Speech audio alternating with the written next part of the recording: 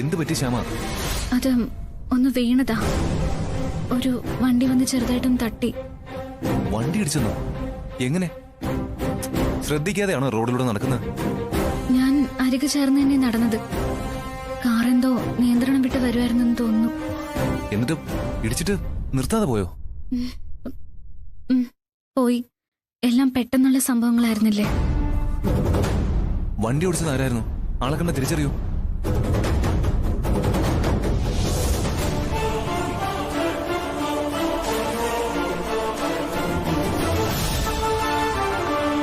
പറയ് ശ്യാമ, ആളെ കണ്ട തിരിച്ചറിയോന്ന്? ഇല്ല, ഒരു പെണ്ണായിരുന്നു. ശരിക്കും മുഖം കാണാൻ കഴിഞ്ഞില്ല. അപ്പോ കാറിന്റെ നമ്പരോ?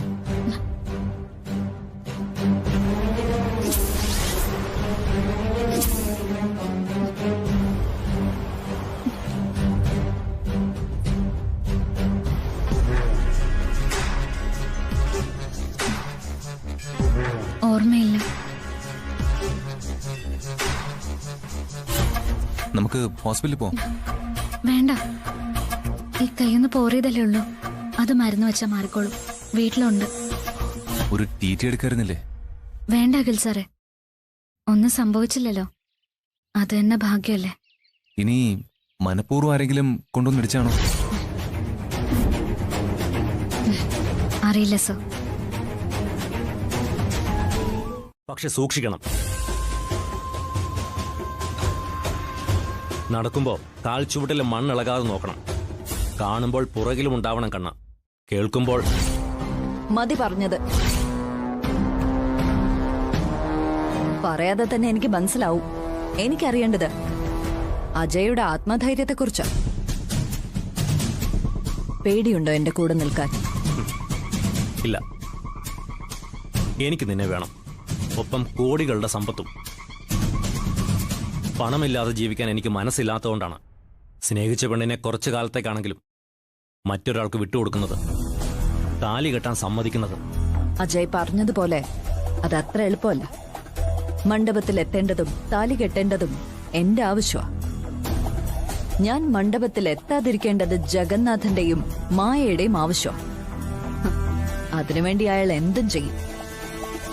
എന്റെ ആറ്റിറ്റ്യൂഡ് മാറിയെന്നറിഞ്ഞാൽ എന്നെ കൊല്ലാനും മടിക്കില്ലെന്ന് എനിക്കറിയാം. പക്ഷേ പേടിച്ച് പിന്മാറില്ല ഞാൻ. എനിക്ക് കയ്യിൽ വന്ന കോടികൾ കളഞ്ഞിട്ട് പോവാൻ കഴിയില്ല ജയ്. ജീവിതത്തിൽ ജഗന്നാഥനേക്കാൾ ചതിയും വഞ്ചനയും കൊണ്ടു നടന്ന ആളാണ്. എനിക്ക് അഖിലിന്റെ സ്വത്തുക്കൾ കൈവശപ്പെടുത്തിയേ പറ്റൂ.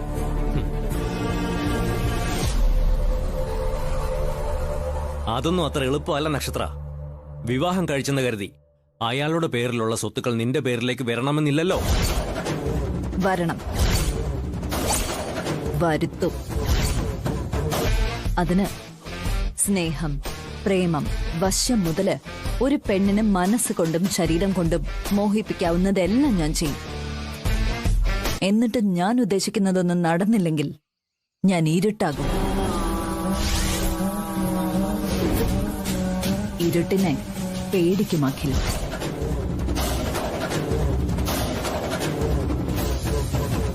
ഞാൻ പറഞ്ഞത് അജയ്ക്ക് മനസ്സിലായോ? ഇല്ല.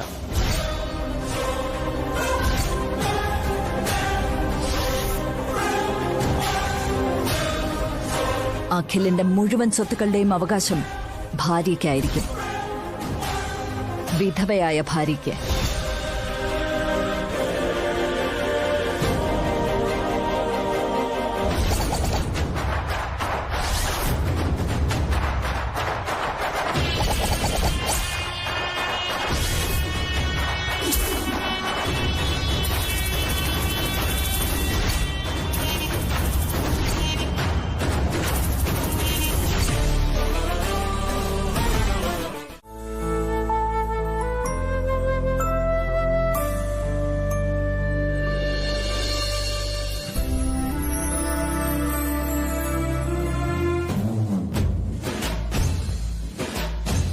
എന്താ നക്ഷത്ര? നമ്മൾ വിചാരിച്ചതുപോലെയല്ല. കാര്യങ്ങളൊക്കെ മാറിയത് കണ്ടില്ലേ?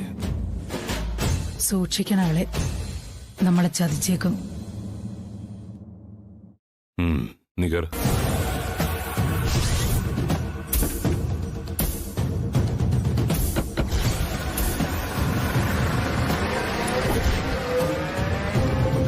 എടേ നിന്നെവിടെ?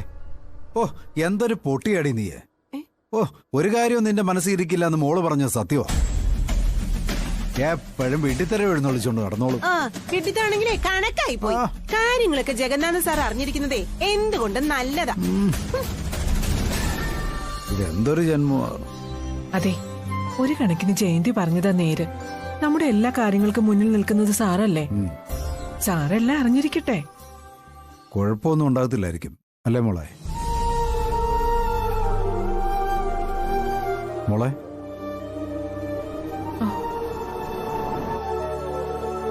മോളെ നീ എന്തൊന്നും മിണ്ടാൻ നിൽക്കുന്നേ?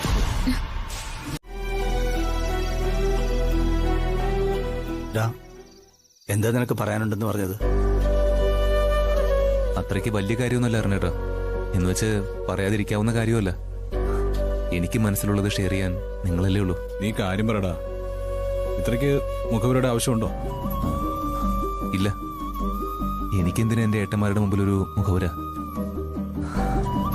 തറവാട്ട് സ്വത്തുണ്ടല്ലോ എന്ന് ചിന്തിക്കാതെ എങ്ങനെ സ്വന്തമായിട്ട് വളരാമെന്ന് മാത്രമേ ഞാൻ ആലോചിച്ചിട്ടുള്ളൂ. സാമ്പത്തികപരമായിട്ട് മാത്രമല്ല, വ്യക്തിത്വവും വളരാൻ പ്രയത്നിച്ചിട്ടുണ്ട്. ആർക്കും ഒരു ഉപദ്രവം ചെയ്യാതെ ജീവിച്ചതുകൊണ്ട് ശത്രുക്കളെ പേടിച്ചിട്ടില്ല. ആകെ പേടിയുള്ളത് അന്ധകാരത്തെയാ. ഇരുട്ട് ചവിട്ടി ആരൊക്കെ വരുന്നുവെന്ന് ചെറുപ്പത്തിലെ മനസ്സിൽ തോന്നിയൊരാദി. നീ ഇപ്പൊ ഇങ്ങനെയൊക്കെ പറയുന്ന എന്തിനാ? ഇതിപ്പോ ഞങ്ങൾക്കറിയാത്ത കാര്യമൊന്നുമല്ലല്ലോ. അതെ, നിന്റെ മനസ്സിൽ എന്താടാ? പരിഹാരം ഉണ്ടാക്കാവുന്ന കാര്യങ്ങളാണെങ്കിലും അല്ലെങ്കിലും ഏട്ടന്മാര് നിന്റെ കൂടെ ഉണ്ടാവും.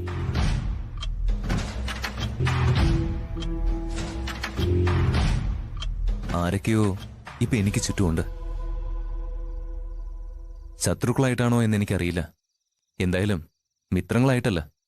ഇരുട്ടിനേക്കാൾ മനുഷ്യനെ പേടിക്കേണ്ടി വരുന്നു.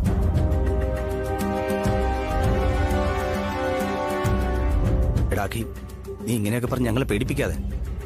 എന്താ നിന്റെ മനസ്സിലെന്ന് പറയൂ. ആരാ നിന്നെ ഉപദ്രവിക്കുന്നത്? എനിക്ക് നേരിട്ടങ്ങനെ ഫീൽ ചെയ്തിട്ടില്ല. പക്ഷേ വീട്ടിൽ തന്നെ എന്തൊക്കെയോ അരുതാത്തത് സംഭവിക്കുന്നു. പൂജിച്ച വെഡിങ് കാർഡ് ഒരു കാരണവുമില്ലാതെ കത്തി. നക്ഷത്രയ്ക്ക് ഉടുക്കാൻ കൊടുത്ത സാരി കാണാതായിട്ട് പിന്നെ കിട്ടിയെങ്കിലും അതും എങ്ങനെ സംഭവിച്ചെന്ന് അറിയില്ല. എല്ലാം വീട്ടുകാർ മാത്രം ഉള്ളിടത്ത് വെച്ചല്ലേ. ഐശ്വര്യ ചേച്ചി പോലും പലപ്പോഴും ഇഷ്ടക്കുറവോടെ സംസാരിക്കുന്നത് പോലെ എനിക്ക് തോന്നിയിട്ടുണ്ട്. എടാ, ഇതൊക്കെ ചെയ്യുന്നത് ഐശ്വര്യാണെന്നാണോ നീ പറഞ്ഞു വരുന്നത്? ഏയ്, ഒരിക്കലുമല്ല അറിഞ്ഞേട്ടാ. ഞാൻ ആരെ അങ്ങനെ കുറ്റപ്പെടുത്തില്ല. പക്ഷേ കുത്തും കോളും വെച്ച് സംസാരിക്കുന്ന പോലെ തോന്നാറുണ്ട്. എടാ, അവളിത്തിരി അഹങ്കാരിയാണെന്നുള്ള കാര്യം ഞാൻ സമ്മതിക്കാം. അതൊരു പക്വതയില്ലായ്മയെ ഞാൻ കാണുന്നുള്ളൂ. അല്ലാതെ നിന്നെ ദ്രോഹിച്ചിട്ട് അവൾക്ക് എന്ത് കിട്ടാനാണ്? അല്ലെങ്കിൽ തന്നെ നിന്നെ എന്ത് ദ്രോഹിക്കാനാ മോനെ? ഞങ്ങള് കല്യാണം കഴിച്ചതുപോലെ നീ ഒരു കല്യാണം കഴിക്കുന്നു. അല്ലാതെന്താ? ഐശ്വര്യക്കെതിരായി നിന്നോട് ആരെങ്കിലും എന്തെങ്കിലും പറഞ്ഞു തന്നോ? കുടുംബത്തിൽ കലഹം ഉണ്ടാക്കാൻ ശ്രമിക്കുന്ന ആരെങ്കിലും? ഇല്ല അറിഞ്ഞേട്ടാ, ആരും എന്നോടൊന്നും പറഞ്ഞിട്ടില്ല. മനസ്സിനെന്തോ ഒരു അസ്വസ്ഥത, അത്രേ ഉള്ളൂ. നീ സമാധാനമായിട്ടിരിക്കെ. വായി തോന്നുന്നൊക്കെ വിളിച്ചു പറയുന്ന ഒരു സ്വഭാവം ഐശ്വര്യയുടേത്. ബേസിക്കലി അവളൊരു പാവാ. ഐശ്വര്യ മാത്രമല്ല, ഈ വീട് മുഴുവൻ നിനക്കൊപ്പമുണ്ട്. നീ ധൈര്യമായിട്ടിരിക്കെ. ഒരു പെണ്ണുകൂടി കുടുംബത്തിലേക്ക് കടന്നു വരുന്നതിന്റെ സന്തോഷത്തിലാണ് ഞാൻ. അമ്മയും അങ്ങനെ തന്നെയാ. ഉറങ്ങാൻ കിടന്നതല്ല, ഉറക്കം വരാതെ കിടന്നതാ. നിന്റെ മനസ്സിൽ ഉറക്കം വരാതിരിക്കാൻ മാത്രം എന്തെങ്കിലും പ്രശ്നമുണ്ടോ? ഉണ്ട്. അത് പക്ഷേ പ്രശ്നങ്ങളല്ല, പല പല ചിന്തകളാ. അത് തന്നെ എനിക്കറിയേണ്ടത്. നമ്മൾ നമ്മളെക്കുറിച്ച് മാത്രം ചിന്തിച്ചാൽ മതി. മറ്റുള്ളവരെ കുറിച്ച് വെറുതെ എന്തിനു ചിന്തിക്കണം? അതെന്താ അരുൺ മുന വെച്ച് സംസാരിക്കുന്ന? അല്ല, ഞാൻ പറഞ്ഞതേ ഉള്ളൂ. അല്ല, പറഞ്ഞതിനപ്പുറം എന്തൊക്കെയോ ഉണ്ട്. എന്താ എന്താ അരുൺ? ഞാൻ ശ്രദ്ധിച്ചിരുന്നു. എല്ലാവരും കൂടിയിരുന്നൊരു സംസാരം. എന്താ കാര്യം? അഖില്, അവനെന്തൊക്കെയോ മാനസിക പ്രയാസത്തിലാ. അവനെതിരായിട്ട് ആരൊക്കെ നീങ്ങുന്നുണ്ടെന്ന് പറയുന്നു. നീങ്ങുന്നു വെച്ചാ? അതൊന്നും എനിക്കറിയില്ല. നമ്മുടെ വീട്ടിൽ പോലും അവനൊരു സപ്പോർട്ടില്ലെന്ന് പറയുന്നു. എന്തിനാ അരുൺ ഇങ്ങനെ വളച്ചു കെട്ടുന്നത്? അച്ഛാ, ഇത് ഒരുപാട് സാധനങ്ങളുണ്ടല്ലോ. ആ, ഹൽദിക്കുള്ള എല്ലാ സാധനങ്ങളും ഉണ്ട്, വസ്ത്രങ്ങൾ ഉൾപ്പെടെ. ബാക്കി പലചരക്ക് സാധനങ്ങളൊക്കെ കടക്കാരൻ വണ്ടിയിൽ കൊടുത്തുവിടാന്നാ പറഞ്ഞേ. ഓ, കാശില്ല എന്ന പറച്ചില് മാത്രമേ ഉള്ളൂ. ഇതിനൊക്കെ ഇഷ്ടം പോലെ ചെലവാക്കാം. അച്ഛാ, ഒരുപാട് കാശായില്ലേ? ആകുമെന്ന് വിചാരിച്ചാ ഞങ്ങള് പോയത്. പലചരക്ക് കടൻ ടെക്സ്റ്റൈൽസും ഒക്കെ നമ്മുടെ ആ വടക്കേലെ തോംസൂട്ടിയുടെയാണല്ലോ. കാശ് തന്നെയല്ലെങ്കിൽ കടം പറയാന്ന് വെച്ചാ പോയത്. പക്ഷെ ഒന്നും വേണ്ടി വന്നില്ല. വണ്ടിക്കൂലി അല്ലാതെ 10 പൈസ അച്ഛൻ്റെ ചെലവായില്ല, അല്ലടാ? ആ, അതെന്താ വെറുതെ തന്നോ? കൊള്ളാം, തോമസ് ഊട്ടിച്ചായനല്ലേ വെറുതെ തരുന്നത്. ജഗന്നാഥ് സാറ് വിളിച്ചു പറഞ്ഞിട്ടുണ്ടായിരുന്നു. കാശിന്റെ കാര്യത്തിനോ? അതേന്നേ, നമ്മൾ ആവശ്യപ്പെടുന്നൊക്കെ കൊടുക്കാൻ തോമസ് ഊട്ടിയോടെ ജഗന്നാഥൻ വിളിച്ചു പറഞ്ഞിട്ടുണ്ടായിരുന്നു. കാശൊന്നും നമ്മളോട് വാങ്ങിച്ചില്ല, എല്ലാം ജഗന്നാഥനോട് വാങ്ങിച്ചോളാന്നാ അയാള് പറഞ്ഞത്. ഓ, ആ മനുഷ്യനെ എന്തിനാ ഇത്രയൊക്കെ ഉപകാരം ചെയ്യുന്നത്? നമ്മൾ നന്ദി പറഞ്ഞാ തീരോ? ഏയ്, അതിൽ എന്തെങ്കിലും ഉദ്ദേശം കാണും. അല്ലെങ്കിലേ ഇത്രയൊക്കെ കാശ് മുടക്കോ? എന്റെ ജയന്തി, ഒരു ഉദ്ദേശവും ഇല്ല. ജഗന്നാഥന്റെ മോള് മരിച്ചുപോയതല്ലേ, അതെപ്പോഴും പറയാറില്ലേ, ആ സ്ഥാനത്താ ശ്യാമയെ കാണുന്നത്. മോളെ, നീ ആ ഡ്രസ്സെല്ലാം ഒന്ന് ഇട്ടു നോക്ക്, പാകാണോ? ആ, ഇത്തിരി അളവ് വ്യത്യാസമൊക്കെ ഉണ്ടെങ്കിലേ ആ ലളിതയുടെ കടയിൽ കൊടുത്താ പെട്ടെന്ന് ഷെയ്പ്പാക്കി തരും. ഇതൊക്കെ കാണുമ്പോ എനിക്ക് പേടിയായി തുടങ്ങി അച്ഛാ. ഇവിടെ ഹൽദി നേരത്തെ കഴിയണം, എന്നാലേ എനിക്ക് നക്ഷത്രയുടെ ഹൽദിക്ക് വിസ്മയ്ക്ക് വേണ്ടി പാടാൻ പറ്റൂ. എന്റെ മോളെ, അതൊക്കെ നടക്കും. ഇവിടുത്തെ ആഘോഷം നമ്മൾ നേരത്തെ തീർത്താ പോരെ? ഇതെന്തൊരു കളറാ!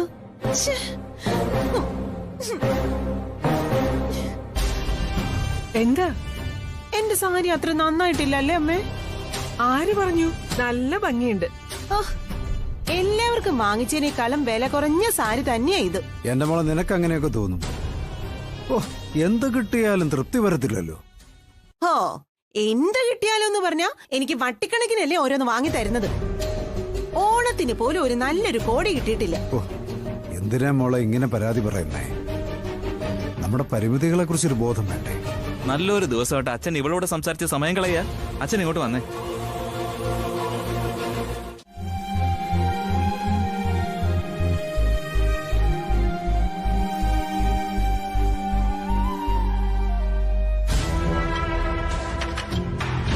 ഹൽദിക്ക് നമ്മൾ പറഞ്ഞ സമയമാവുന്നു.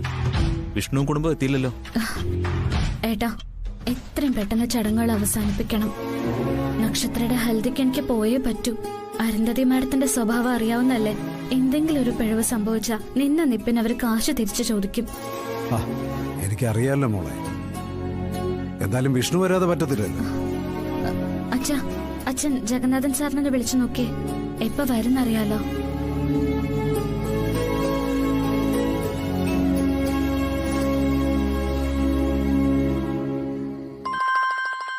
ജഗൻ, ദേ ശ്യാമയുടെ അച്ഛനാ. ഹലോ. ആ, ഹലോ. ജഗൻ, ഞാൻ വാസുദേവനാ. ആ, മനസ്സിലായി. ഹൽദിയുടെ ഒരുക്കങ്ങളൊക്കെ ആയോ? ആ, ആയി. പക്ഷേ വിഷ്ണു ഇതുവരെ എത്തിയിട്ടില്ല. എന്ത് പറ്റിയെന്നറിയാൻ വിളിച്ചതാ. ഒന്നും പറ്റിയിട്ടില്ല. അവനും കുടുംബവും ഉടനെ എത്തും. ഞാനും മായയും വരുന്നുണ്ട് കേട്ടോ. ആ, ശരി ജഗ. ആ,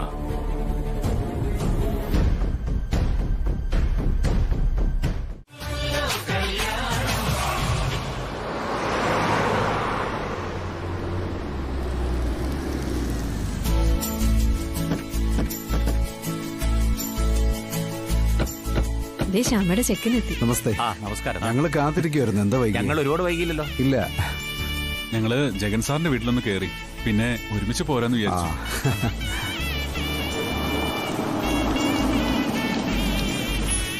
എന്നാ പിന്നെ നിങ്ങൾ അകത്തോട്ടിരിക്കുക. ആയിക്കോട്ടെ.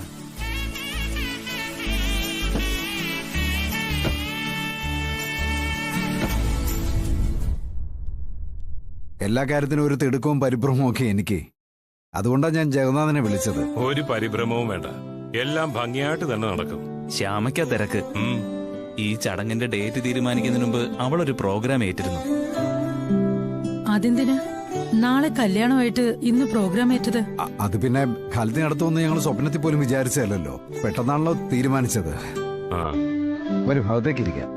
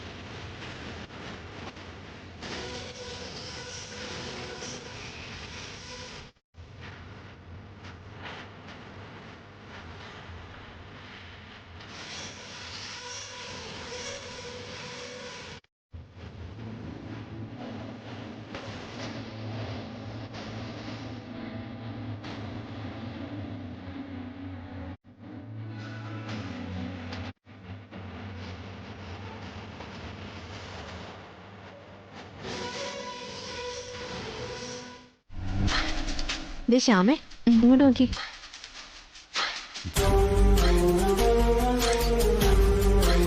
ശരി ശ്യാമേ.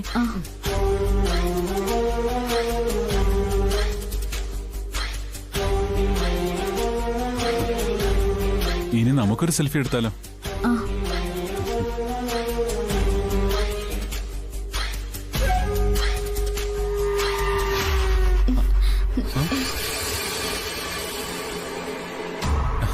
എന്തുപറ്റി? ഞാനൊന്ന് തൊട്ടാലെന്താ? തലയിട്ട് കഴിഞ്ഞു മതി. ശ്യാമ ഇത്രയ്ക്ക് പഴഞ്ചനാണോ?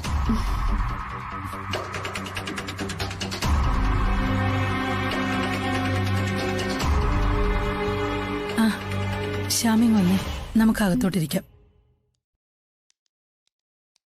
നീങ്ങി വന്നേ, നമുക്ക് പുറത്ത് വയ്ക്കാം. ചില കാര്യങ്ങൾ പറയാനുണ്ട്. വാ. പിന്നെ എന്ത് ചെയ്യും മോളെ? അതല്ലേ ഞാനിപ്പോ ചോദിച്ചത്. പെട്ടെന്ന് എന്തെങ്കിലുമൊക്കെ ചെയ്തല്ലേ പറ്റൂ.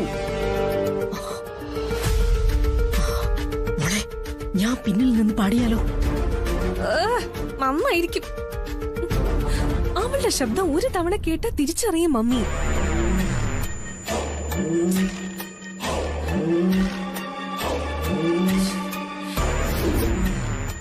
ഇങ്ങനെ ഒരു ചതി ചെയ്ത അവളെ വെറുതെ വിടാൻ പോകുന്നില്ല ഞാൻ. പാടാൻ പറ്റാത്ത തരത്തിൽ നാവരിഞ്ഞെടുക്കും ഞാൻ അവളുടെ. ഒക്കെ ശരി, അതൊക്കെ പിന്നീടുള്ള കാര്യങ്ങളല്ലേ. ഇപ്പോ ഇവരുടെ അടുത്ത് എങ്ങനെ രക്ഷപ്പെടും മമ്മി നമ്മള്? ആലോചിക്കട്ടെ മമ്മി, ശരിക്കും ഒന്ന് ആലോചിക്കട്ടെ.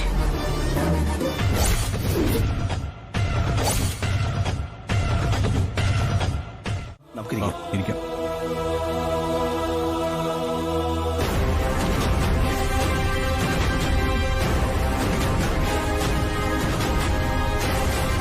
ഓട്ടോ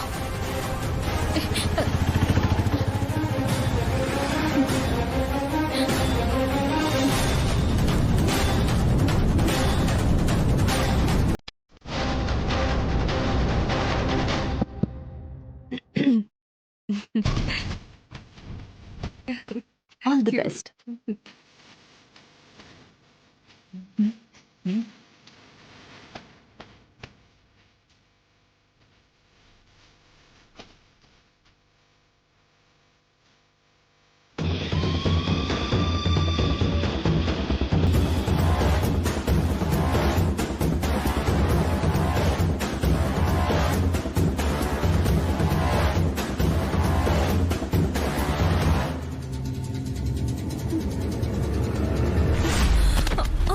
അയ്യോ ഏട്ടാ, വിസ്മയ.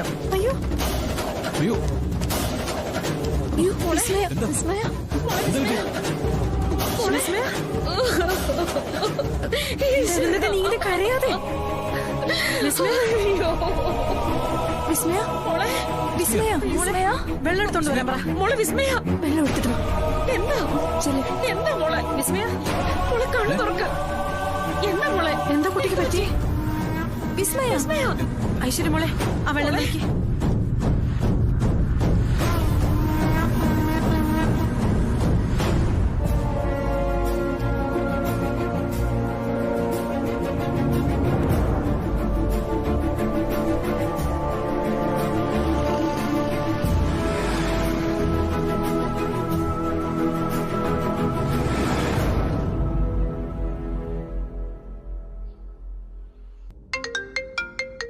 മമ്മി, ദേ ആരുടെയോ ഫോൺ വരുന്നു. എടുത്ത് സ്പീക്കറിലിട്. ഹലോ മാഡം, ഞാൻ ശ്യാമയാ. ഓഹോ, നീ ഇതെവിടുന്നാ? ആരുടെ ഫോണിന്നാ? ഇത് എന്റെ ഫോൺ തന്നെയാ. ഏട്ടൻ എനിക്കൊരു ചെറിയ ഫോൺ വാങ്ങി തന്നായിരുന്നു. ഓഹോ, അപ്പോ ഒരുപാട് സൗകര്യങ്ങളൊക്കെ ആയതുകൊണ്ടാവും ഞങ്ങളെ ചതിക്കാന്ന് തീരുമാനിച്ചത് അല്ലേ? അയ്യോ മാഡം, സത്യമായിട്ട് ഞാൻ ചതിച്ചതല്ല. ഞാൻ അങ്ങനെ ചെയ്യില്ല. എനിക്ക് ഒരു ഓട്ടോ പോലും കിട്ടിയില്ല. ഞാനിപ്പോ ഒരു ബസ് കയറി വരട്ടെ. എന്തിന്? നിന്റെ അച്ഛന്റെ 16 അടിയന്തരത്തിനോ? എന്തിനാ എന്നെ ഇങ്ങനെ ദോഷം പറയുന്നേ? ഞാൻ പറഞ്ഞ സത്യമാ. നീ ഇനി ഒന്നും പറയണ്ട. പറയാനുള്ളതൊക്കെ ഞാൻ അവിടെ വന്ന് പറയാം. ഫോൺ വെച്ചിട്ട് പോടി.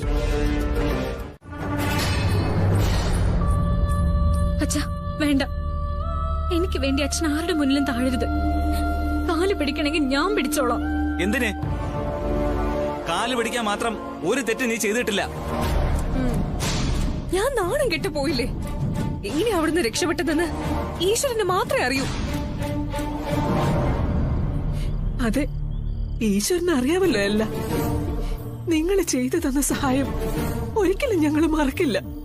അതിന് അടിമയെ പോലെ വന്ന് എന്റെ മോള് കൂടെ നിൽക്കുന്നുണ്ട്. ഇന്ന് വരാൻ പറ്റിയില്ല, സാഹചര്യം അതായിരുന്നു. എന്ത് സാഹചര്യം? കൂടാനും കണ്ണും കൈയും കാണിക്കാനും കൂട്ടിക്കൊടുക്കാനും വിളിച്ചതല്ലോ ഞാൻ. ദേ, മര്യാദയ്ക്ക് സംസാരിക്കണം. ഞാൻ പറഞ്ഞതിൽ എന്താടി തെറ്റ്? എന്റെ കാശില്ലായിരുന്നെങ്കിൽ ഞാൻ പറഞ്ഞതുപോലെ തന്നെ ഇവളെ കണ്ടടം നിരങ്ങാൻ വിടേണ്ടി വന്നേനെ നിനക്ക്. നിർത്ത്. വേറെ എന്ത് വേണമെങ്കിലും പറഞ്ഞോളൂ. പക്ഷെ എന്റെ മാനവും അഭിമാനവും ചോദ്യം ചെയ്യരുത്. അരുന്ധതി മേഡം, വയറുവശന്നാ മുണ്ട് മുറുക്കി ഉടുത്ത് ജീവിക്കും.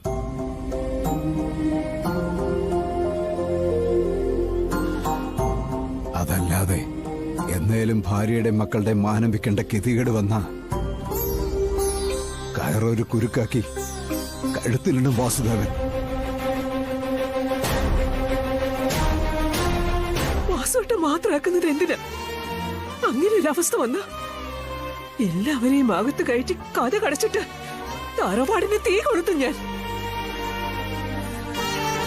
അമ്മേ, ഞാനൊരാൾ ഇവിടെ ജീവിച്ചിരിക്കുമ്പോ എന്റെ കുടുംബത്തിന് ആ ഗതി വരില്ല. വീട് കയറി വന്ന് അനാവശ്യം പറയാതെ നിങ്ങൾ പോവാൻ നോക്ക്. ഞാൻ പോവാടാ. എന്റെ കാശിങ് എണ്ണിത്താ തരും. ഈ തറവാട് വിറ്റിട്ടാണെങ്കിലും തരും. അതോടെ തീരുമല്ലോ അണിയറയിൽ നിന്ന് പാടുന്ന എന്റെ പെങ്ങളുടെ കഷ്ടപ്പാട്. ഇന്ന് രാത്രി തന്നെ നീയും നിന്റെ അച്ഛനായിട്ട് വന്ന ഉണ്ണികൃഷ്ണനും ഇവിടെ നിന്നും പുറപ്പെടണം. ബാംഗ്ലൂരോ മൈസൂരോ ഗോവയിലോ എവിടെ വേണമെങ്കിലും പോവാം. എന്തായാലും ഈ നാട്ടിലുണ്ടാവരുത്. മനസ്സിലായല്ലോ? മനസ്സിലായി.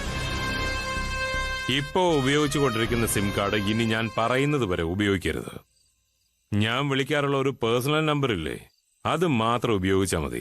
ടവർ ലൊക്കേഷൻ നോക്കി പോലും നിന്നെയും ഉണ്ണികൃഷ്ണനെയും ആരും ട്രേസ് ചെയ്യരുത്.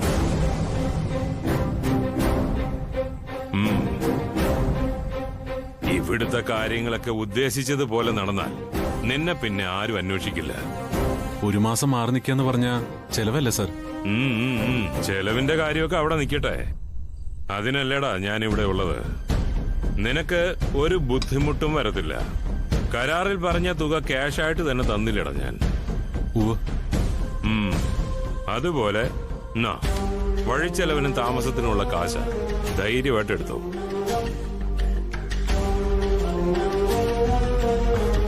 പിന്നെ ഞാൻ ഇറങ്ങട്ടെ സാർ. കാശ് വാങ്ങിയിട്ടാണെങ്കിലും ചെയ്തു തന്ന സഹായങ്ങൾക്ക് നന്ദി.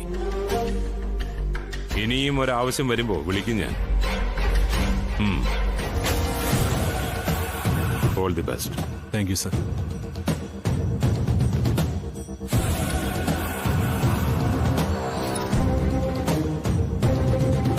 നല്ലൊരു പെൺകുട്ടിയായിരുന്നു അല്ലേ സാർ? അതെ, നല്ല ഒന്നാന്തരം കുട്ടിയാ. അതുകൊണ്ടല്ലേ നിനക്ക് കെട്ടിച്ചു തരാത്തത്. നീ ചെല്ല്.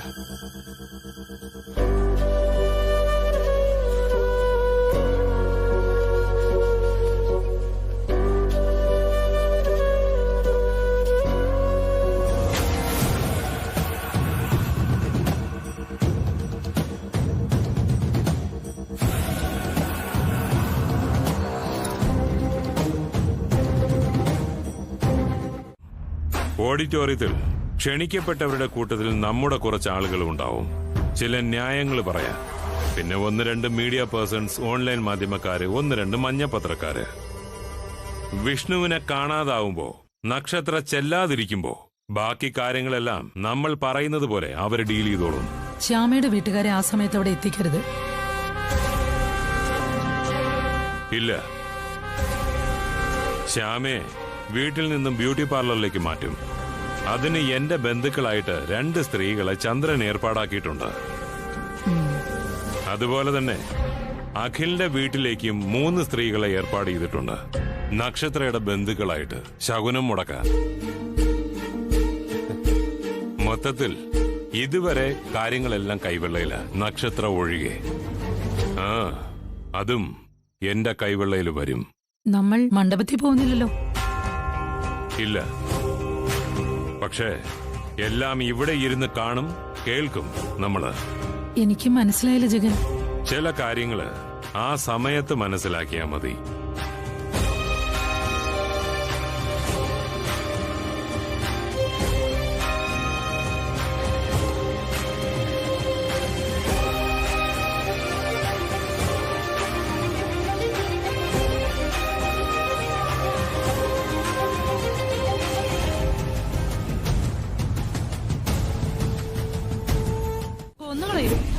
ജഗൻ സാറേ, ഈ കൊല്ലുന്നൊക്കെ കാണുമ്പോഴൊക്കെ പറയുന്നുണ്ടല്ലോ, നിങ്ങളാരാ? ആരാച്ചാരം?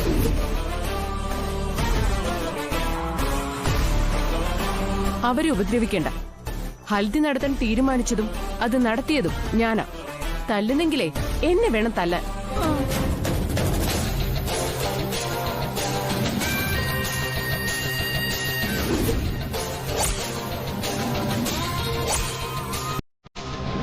തല്ലിയ നീ എന്ത് ചെയ്യൂടി? എന്നാ അതൊന്ന് കാണണമല്ലോ.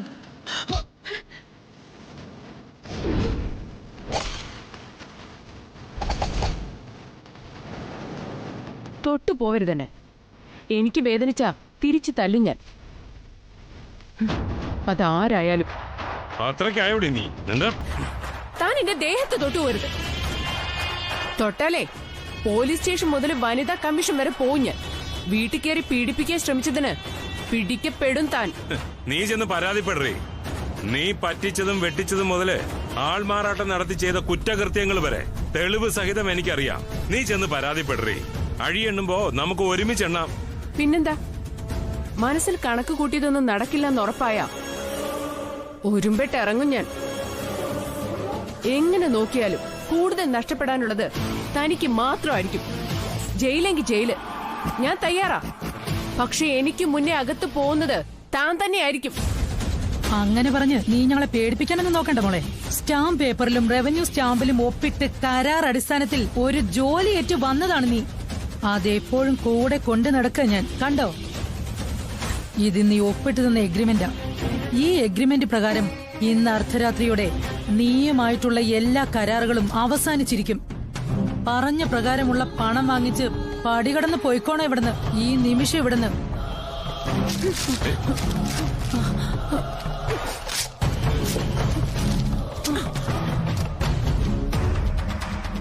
ഇപ്പൊ തീർന്നില്ലേ എഗ്രിമെന്റിന്റെ കാലാവധി? അപ്പൊ നീ കൽപ്പിച്ചു കൂട്ടി ഇറങ്ങിയിരിക്കുക അല്ലേ? അതെ, കാശിന് വേണ്ടി കരാർ എഴുതി ഈ കോലം കെട്ടിയെന്ന് വെച്ച് നിങ്ങൾക്ക് ചങ്ങല കെട്ടി കൊണ്ടു നടക്കാനുള്ള പട്ടിയല്ല ഞാൻ. കുറെ ഏറെയായി സഹിക്കുന്നു. പരിധിയുണ്ടല്ലാത്ത